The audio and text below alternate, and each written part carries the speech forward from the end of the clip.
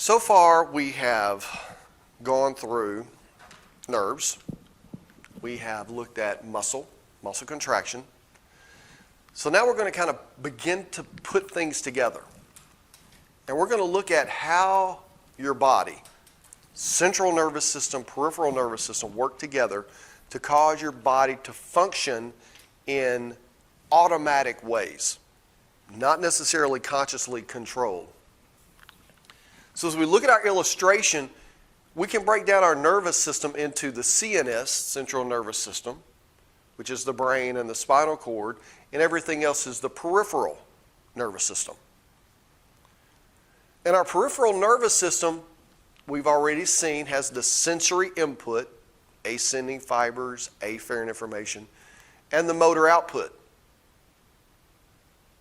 And while sensory is just simply one designation, our motor division can be categorized in two major ways. The somatic division, which is your conscious control of your skeletal muscles, or the autonomic division, which sounds a lot like automatic. This is your subconscious control. And this is what we're going to focus on in Chapter 9, is the autonomic division, which will break down into the parasympathetic and the sympathetic. Sympathetic is your fight or flight control. Parasympathetic is your rest and digest control. One's very active, one is rest.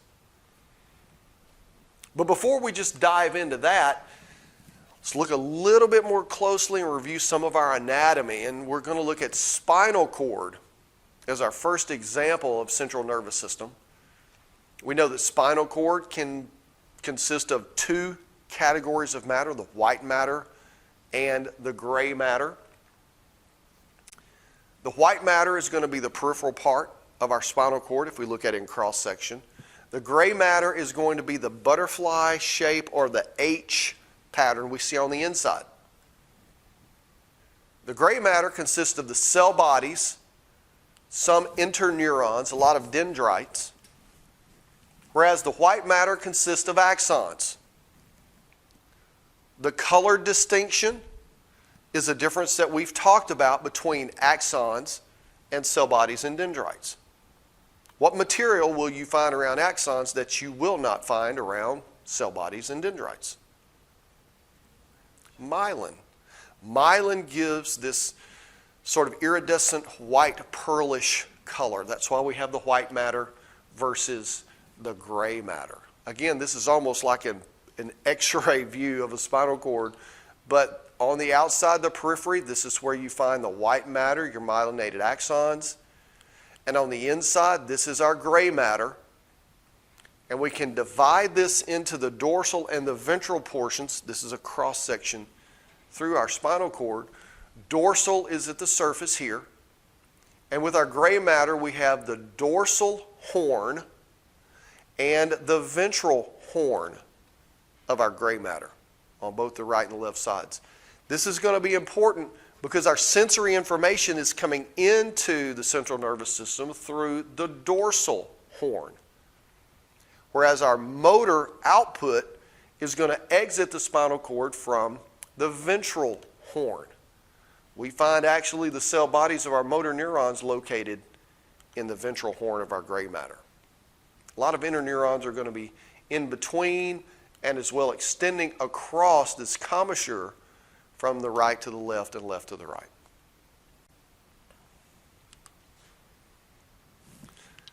So again, sensory information comes into the dorsal part, motor exits through the ventral part. Now what we're going to see is these sensory axons coming in. We're going to see them entering through a dorsal root. This is a collection of all the axons coming in. And because our sensory neurons are a type that are said to be pseudo-unipolar, all of those cell bodies of the sensory neurons are located in a ganglia near the spinal cord in what is called the dorsal root ganglia. Any collection of cell bodies of the peripheral nervous system are referred to as ganglia. The axons of our motor neurons that are leaving, because their cell bodies are in the ventral horn of our spinal cord, Those are simply the ventral root, that collection of our axons of our motor neurons. So in this illustration of our spinal cord, they've peeled away our meninges. We can see our spinal nerve, which is a collection of both sensory and motor processes. We can see our dorsal root ganglia. Here's our dorsal roots coming into the dorsal horn. Here are our ventral roots of our motor axons leaving the spinal cord and collecting into our spinal nerve, exiting out to the body. That's our normal anatomy of our spinal cord. This is how it's going to work for our receptors coming in and our somatic nerves going out.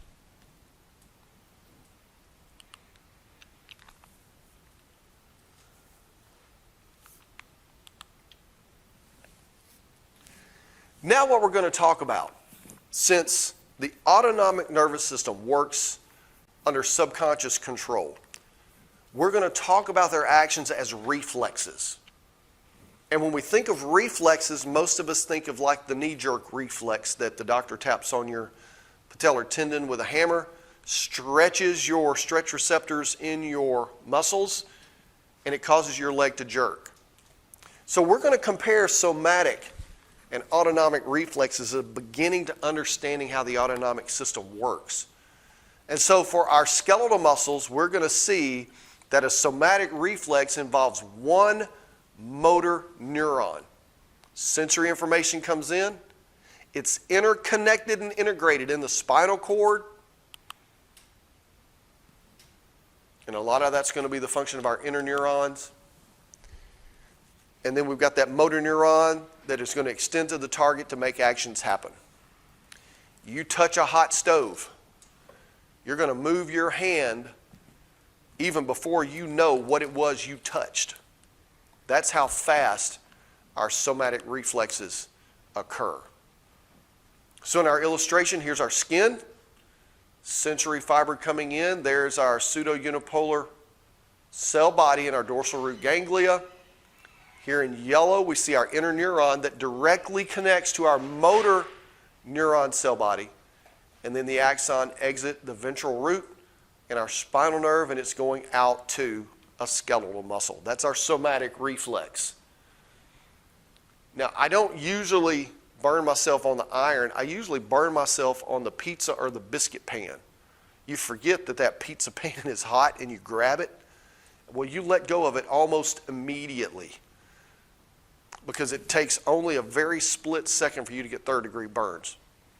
So this is not consciously controlled. You usually move and then you become conscious. Ow, that was hot. What did I just do? So that's our somatic reflex. So for our autonomic system, we're talking of everything other than skeletal muscles. We're talking about cardiac, smooth muscle, glands. And this is going to be slower because it's not necessarily life and death how fast you digest your Big Mac. Or the secret menu Grand Mac, which is like, I guess, 2 of them stacked up on top. Yeah, it's crazy. But the big difference we're going to see in the reflexes, again, compare, contrast. We still have our sensory information coming in. We have our integration in the spinal cord. But from the spinal cord to our target tissue, we're going to see that it's a series of 2 motor neurons, not just 1. There are going to be 2 that are interconnected. And this is whether it's a sympathetic or a parasympathetic response. So it's going to be slower than we see in our somatic reflex. Now, since we have these 2 neurons, there's going to be a synapse. There's going to be a synapse between the first axon and the dendrites and cell body of the second. And so that cell body of the second motor neuron is going to be out in the periphery somewhere. And we said a collection of these cell bodies is called a ganglia. So we're going to have sympathetic or parasympathetic ganglia located in the peripheral part of the body. And the way we define our 2 motor nerves of the autonomic nervous system is relative to the ganglia. So the first that leaves the spinal cord is called the preganglionic neuron. And the second that has its cell body in the ganglia itself and connects to the target is called the postganglionic neuron. Think of this like the Pony Express. Riders typically rode from start to finish. At some point, they handed the message to someone else. That's what's happening with these two motor neurons. It's a relay race from the spinal cord to the target. So this illustration is similar to what we saw for somatic. Here's our green sensory coming in, spinal nerve. There's our dorsal root ganglia with the sensory cell body. Comes into the dorsal horn. We have a synapse with the interneuron. Passes the information to the motor neuron. This is our preganglionic neuron because it's leaving the spinal cord, ventral root, spinal nerve. Now we connect and synapse in a ganglion, which is peripheral collection of cell bodies. We pass the message to the postganglionic neuron that carries the message on to our target. Now there is a very profound benefit of having these two motor neurons linked together. Not in speed because we said it's slower. But as we look, this is going to be a great way to spread the signal to a much broader area than simply going one neuron to one target. And we're going to see how that works as we build this up from simple to more complex. We're still starting out very, very simple and building on what we know.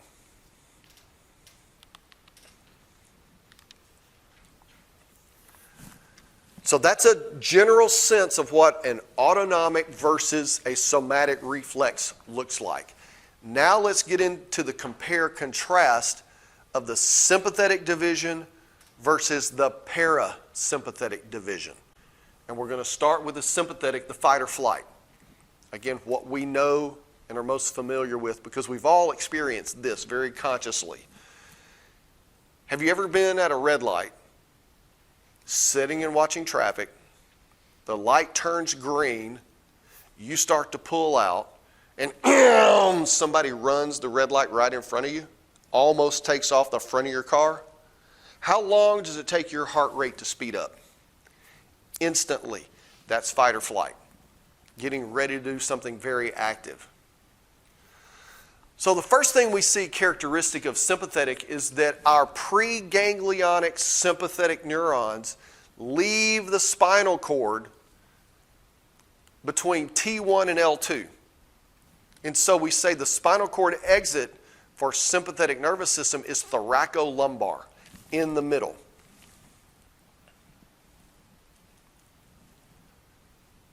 And because we have two motor neurons linked in series, we're going to see that one is going to be relatively short compared to the other. And in the case of our sympathetic division, our postganglionic neurons are generally speaking much longer than the preganglionic neurons. Most of these are going to synapse with that postganglionic neuron very close to the spinal cord. And then the postganglionic neuron is going to have to be longer to proceed on to the target. So where are these ganglia? And most of the sympathetic ganglia are going to be linked together into a chain just peripheral to the spinal cord on both the right and left sides. And so we refer to these as the sympathetic chain of ganglia. But here's our problem. Our preganglionic axon's in a spinal nerve. We have to somehow get that spinal nerve from the axon from the spinal nerve into our chain of ganglia. So the way we're going to do that is to look at our illustration here. I want you to imagine that you are going to Dallas and you get to Terrell and you really, really got to go. Either you really got to go or you really got to stop for some beaver nuggets. So where are you heading for? It's got the little beaver on the front. You got to go to Buc-ee's. I can't pass a Buc-ee's. I may have just stopped, but if I see a Buc-ee's, I have to stop. I don't know what it is. Maybe it's a Texan thing. I don't know. So how do you go from the interstate to the Buc-ee's parking lot? How do you get there? What are you looking for? You're looking for the exit to get off the interstate. Well, our preganglionic axon that's in the spinal nerve, it's looking for that exit to get to the sympathetic chain. And the exit in the case of our preganglionic axon is called the white ramus communicans. And it's white because it's myelinated. It's that little off-ramp that allows that axon to get into our sympathetic chain of ganglia.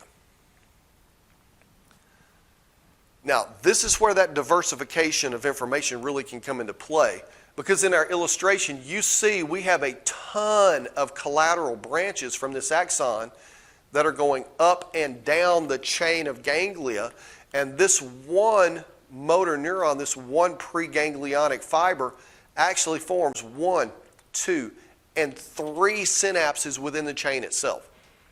So that's how we spread a common signal over a broad range, because if we're going to our intestine and we need our intestine to do its thing, how long typically are your intestines? Around 30 feet long. So that's a lot of information that has to be sent. Why are you going to use millions of neurons when the job can be done with just a few? Do you see the advantage of having the interconnection? And so we form a synapse. Look in the center. We form a synapse between our solid preganglionic neuron, and now our dashed line represents our postganglionic neuron. So you're going to Buc-ee's, but that's as far as you're going to go. You got to get the message to go on to Dallas. So you hand the message off to somebody else in Buc-ee's and say, okay, head to Dallas. Well, how are you going to get from Buc-ee's back on the interstate? You take the exit ramp again? You better not, you get run over. And for the on-ramp, right? So now our postganglionic neuron finds the on-ramp to get back on the spinal nerve, and that is the gray ramus communicans. Ramus is singular, rami is plural. And so now our postganglionic neuron cell body in the ganglion itself, the axon exits, hits the gray ramus communicans, gets in the spinal nerve, and now it goes on to the target. That's our 2-neuron system. For many of our sympathetic neurons, they form that synapse in the sympathetic chain. That's why, because it's so close to the spinal cord, that's why the preganglionic is short and the postganglionic neuron is much longer. It has further to go.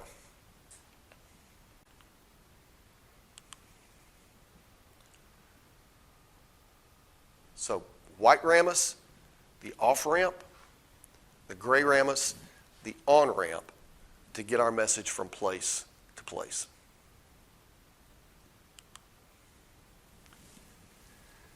Now, while most of our synapses occur in the sympathetic chain, some of our preganglionic neurons bypass the chain, and they collect into bundles that are called splanchnic nerves. And they're heading for synapses in ganglia that are further away from the spinal cord than the chain. And these are called collateral ganglia. We're still going to form a synapse with a postganglionic neuron that's going to go on to the target.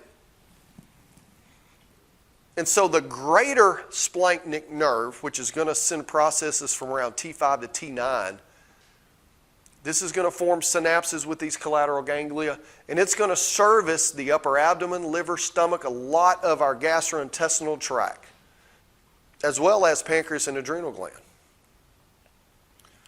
And then from T10 to T12, this is the lesser splanchnic nerve. It's going to be lower in the body, the lower final part of our large intestine, our colon, as well as the kidney. So these nerves bypass the sympathetic chain of ganglia, and they form their synapses with these collateral ganglia that we're going to define, and we're going to define their targets as we go. You know I love illustrations with a lot of information. This one is packed full of information. Here we see represented on the left our spinal cord. The sympathetic system is in red. And you can see our T1 to L2 red. We can see our preganglionic solid red lines exiting the spinal cord.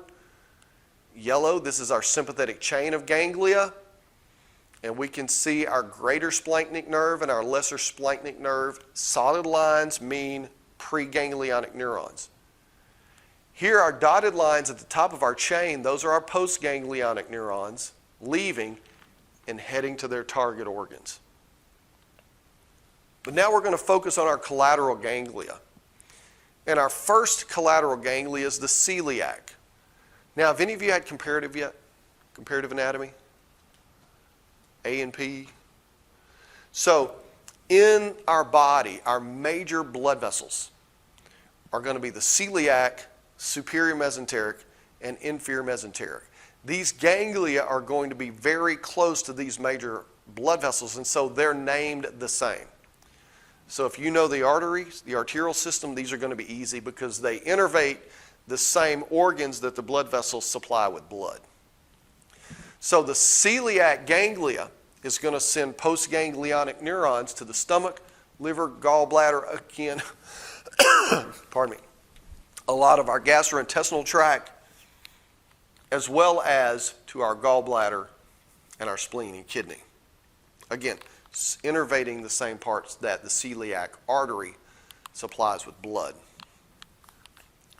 The superior mesenteric, this is going to provide innervation to the pancreas, small intestines, and portions of our large intestines, mainly the more superior part, because the inferior mesenteric ganglia supplies postganglionic neurons to the lower portions of our colon, as well as the rectum and lower portions of our pelvis.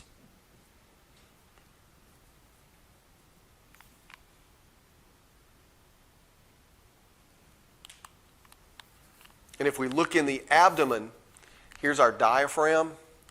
Our celiac ganglia is going to be just on top or just superior to our celiac artery. As we go down a little bit further, this is our dorsal aorta. Here we have our superior mesenteric artery with the superior mesenteric ganglia. Again, superior.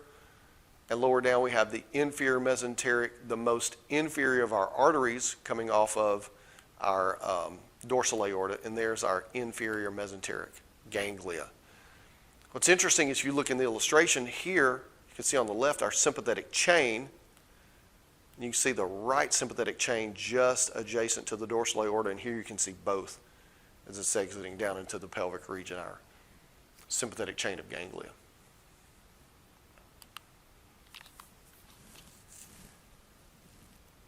This is where we get back to, it's a hormone, not a neurotransmitter. Do you remember when I said that the first part of the semester?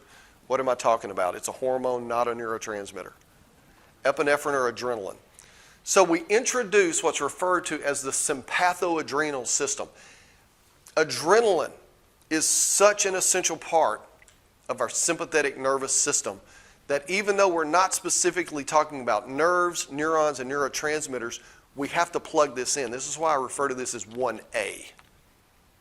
And so as we look at our adrenal gland, aka suprarenal gland, we see in the very center, or the medulla portion, we're going to have cells that are called chromaffin cells.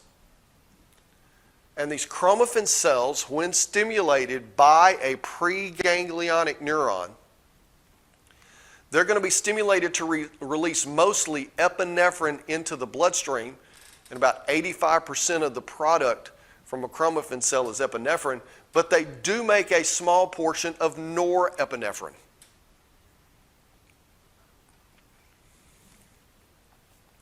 And since these are stimulated to secrete this material by a preganglionic neuron, these are loosely, we consider them, function as if they are postganglionic neurons. Notice I'm doing the air quotes. They're not neurons.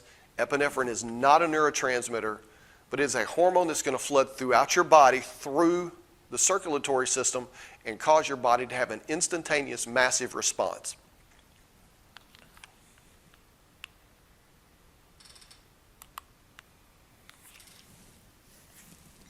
Now let's look at the hardwiring of the parasympathetic nervous system before we get into the actual physiological effects. Much like sodium and potassium were opposites, parasympathetic and sympathetic by and large are going to be opposite. So we said sympathetic left the spinal cord, thoracolumbar in the middle. Parasympathetic preganglionic axons are going to leave cranial and sacral, every place but the middle. You see how it's opposite? We saw sympathetics had very long postganglionic neurons. I bet you can guess what's long in parasympathetic. The preganglionics are long. Now, in our craniosacral, and we can see it in blue, our craniosacral, we're going to have 4 cranial nerves that are going to be leaving to supply our parasympathetic input, and then we have our sacral nerves leaving as our pelvic nerves to supply the lower portion of our body in the sacral region. When we look at the cranial nerves that are functioning in parasympathetic nervous system, our first is cranial nerve number 3, oculomotor. And the bolded underline M that you see means that it is a pure motor neuron. The oculomotor nerve is purely motor, and it's basically going to be heading to the iris and the ciliary muscle. Iris controls the pupil diameter. Ciliary muscle controls the shape and length of your lens. Cranial nerve number 7 also functions as parasympathetic. It's the facial nerve. And the bolded B that you see here means that the facial nerve is both motor and sensory input. It's two-way traffic, if you will. And basically, it's sending information to your nasal mucus glands, your lacrimal glands, and some of your salivary glands. Cranial nerve number 9. This is going to be your glossopharyngeal. It is both sensory and motor, and it is going to your parotid gland. What kind of gland is your parotid gland? Ever heard of the parotid gland before? Parotid gland is the largest of your salivary glands. It's not the one that produces the most saliva, but it's on the side of your jaw, almost at the joint of your mandible with your maxilla, in almost this temporal region. It's the parotid gland that swells up when you're a kid and you get the mumps. That's what becomes infected, your parotid gland. And then lastly, cranial nerve 10 is the vagus, both sensory and motor. Vagus in Latin means wanderer. And the vagus nerve got its name because look at where it goes. The heart, the lungs, the GI tract, the liver, pancreas. The vagus nerve innervates everywhere. And hence, its name. So back to our illustration, you can see our vagus nerve number 10, solid blue, means our preganglionic axon. And you can see that solid blue goes to practically every organ in your thoracic and abdominal cavity. Your sacral nerves coming to the bladder, reproductive organs, most is going to be supplied by the vagus nerve, but we do have our innervations to the eye and our salivary glands from the other 3 cranial nerves. Now notice we have solid lines, which are the pre, but we also have the dashed lines, which are the post-ganglionic neurons. And notice some of these are within the tissues themselves extremely short. And the ones we see with our eye, our salivary glands, these are going to have ganglia, where we have our post-ganglionic neuron cell bodies. We call these ganglia collateral for sympathetic. When we look in the parasympathetic, we're going to call these terminal ganglia. And so for our terminal ganglia in the parasympathetic division, we have the ciliary ganglia, which is going to be supplied by the oculomotor nerve. The facial nerve, it's going to synapse in the pterygopalatine ganglia. Again, we're servicing the lacrimal glands, some of our nasal mucosa, some salivary glands. Submandibular is also going to receive a branch from the facial nerve. going to other salivary glands, and then the parotid terminal ganglia is receiving information from the glossopharyngeal that's then going to go on and service the parotid gland. So most of our terminal ganglia are going to be working and processing salivary glands. Now, sympathetic division we call fight or flight. Do you remember what we call the parasympathetic? Rest and digest. So there's no surprise that we're activating salivary glands, or we've got a lot of nerves going to our gastrointestinal tract. Because that's the only thing really functioning majorly while you're asleep is your digestive system. So once again, there's our illustration showing everything all put together, blue for parasympathetic, red for sympathetic.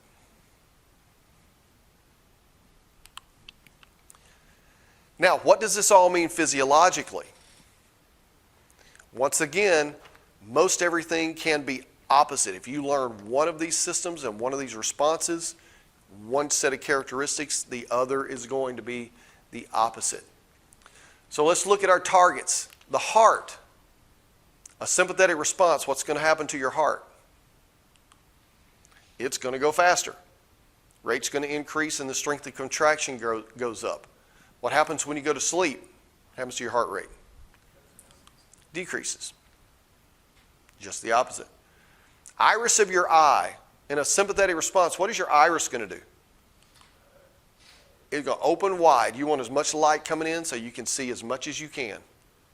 Now, while parasympathetic says you're going to constrict the pupil, your book will say that, but I'm not so sure that's the case. It's just you're not going to dilate it. Because your eyelids are closed. I mean, do you really care? No. So we say constrict because it's opposite and it's just easier to remember that. But just understand it's not going to dilate. There's no reason to do so. Now, your blood vessels in your body, most of the blood vessels in your body for a sympathetic response are going to constrict. These are the ones going to your skin, going to your gastrointestinal tract, but blood vessels going to your skeletal muscle and blood vessels going to your heart are going to wide open. Because that's where you're going to want the blood to go because you're about to fight or you're about to run away. And you're going to exceed that 40% rule because you're trying to survive. Blood vessels in a parasympathetic, only a few are going to dilate. Most are just going to be normal. The ones that are going to dilate, again, are ones going to your digestive system and your digestive glands. Now, your bronchioles, again, when you're wanting to do something very active, these are your airways for your lungs. They're going to open up. You need a lot of oxygen. And once again, in a parasympathetic division, we say constrict because it's opposite of dilate, but they're not going to dilate. They're just going to remain normal. It's not like you have asthma just because you go to sleep. No. You just don't have to breathe extremely heavily. Now, the GI tract is sort of where things shift because now we're going to see the active participant for your stomach. It's going to be parasympathetic. We're going to start making a lot of gastric acids. We're going to see that motility. Man, in a parasympathetic, we're going to have a lot of peristalsis going on, processing that food, that late night bowl of cereal. What is it about cereal? I can't resist cereal at night. Anybody else? If I've got cereal in the house, that's going to be my late night snack. I don't know why. But in the sympathetic, man, your GI tract in a sympathetic response is shut down for business. You're not going to digest anything because it's not going to matter. Your sphincters, your pyloric sphincter, your ileocolic valve, those are closed. You're not moving anything. But man, at night when you're asleep, they're open for business. All that material that you ate, within 3 hours of going to sleep, you're processing, you're storing it. Because you're not going to burn it in your plasma, glucose and plasma fatty acids. It's going to be stored as glycogen or triglyceride. So one thing you can easily do if you want to begin to cut those calories and stop storing fat is don't eat within 3 hours of going to sleep. That's a real good way to begin to do that. Again, a lot of information on one slide, giving you a lot of responses. Parasympathetic versus the sympathetic division. It's going to be important to know how does your body react to either one of these responses. And understand, this is antagonistic. It's not that one's always on while the other one's completely off and vice versa. It's like your biceps and triceps. They're working together to get you where you need to be. It's just at different times one's going to dominate over the other. At night, parasympathetic dominates. At the red light, that's going to be your sympathetic.